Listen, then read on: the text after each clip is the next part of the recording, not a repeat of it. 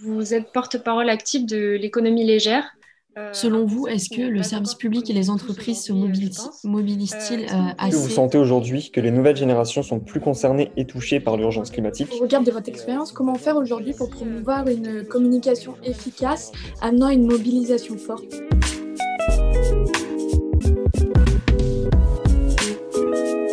C'est par l'économie que nous devons agir. Nous voulons un monde économique, industriel, où les oiseaux chantent.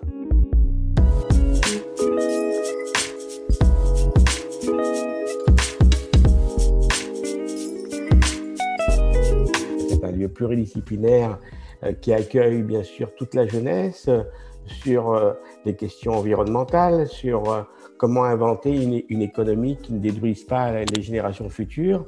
Donc, c'est donner de l'information, de la science. Il est vraiment aussi important d'avoir les armes de connaissances scientifiques pour pouvoir dire qu'il existe une possibilité d'une économie non prédatrice de l'environnement, du climat et de notre santé.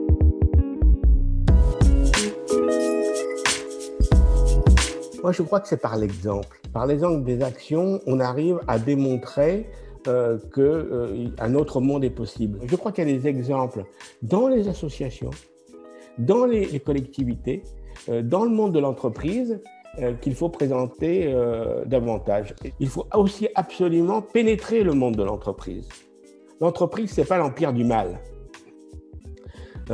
Donc, il faut impérativement qu'on arrive à polliniser, je dirais, toutes nos idées au sein du monde de l'entreprise et au sein des décideurs politiques.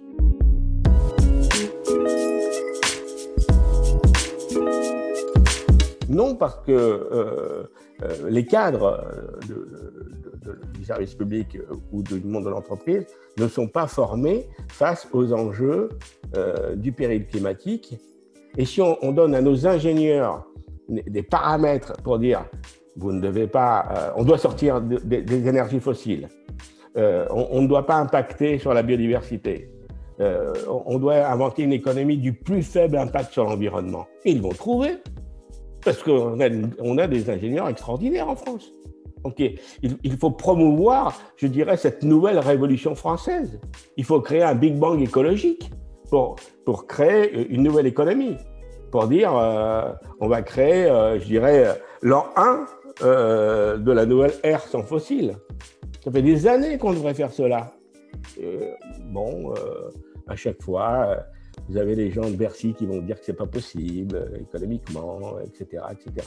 Donc il ne faut pas se laisser faire, il faut que nous, on puisse indiquer la voie à suivre. Et la voie à suivre, c'est vous qui allez la démontrer.